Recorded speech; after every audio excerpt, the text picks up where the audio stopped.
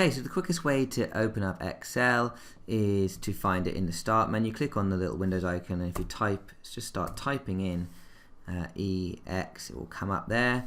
Click on that once, and it launches Excel. Now I'm just going to launch a blank workbook here.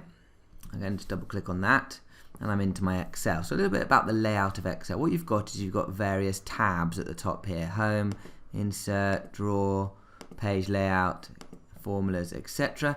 And each time I click on one of these tabs, I get what we call the ribbon below, which has all the sort of different things you can do underneath each of those tabs. And so that's split up into different groups. I've got one here for clipboard, font, alignment, number, styles, cells, and editing.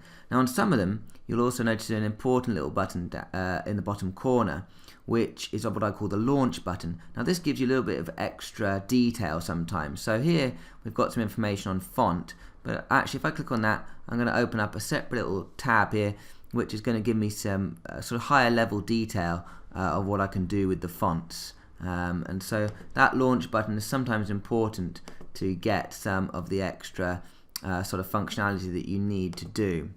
In terms of the spreadsheet, you've got columns, A, B, C, D, etc. And if you scroll out, you see that it goes on and on and on forever. And then down the left-hand side, I've got the rows, which are numbered. If I click in a particular cell, it tells me what that cell is. That is cell number D6. In order to enter information, you just type it in.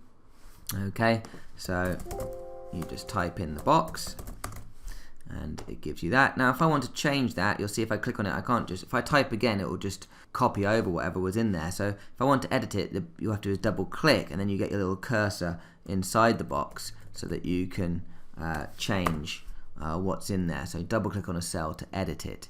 And the only other thing to mention quickly here is how to insert extra columns or extra rows. If you right click on the top of the column, okay, I can do insert, and it will just slot in an extra column before it. Or if I want to insert a row above it, I can right click on row number 1 and do insert there, and it inserts an extra one there. Sometimes you just need to select one cell, sometimes you need to select lots of cells. You just drag over it with your mouse. If you click at the top, you can select multiple columns. If you click on the side on the rows, you can select multiple rows.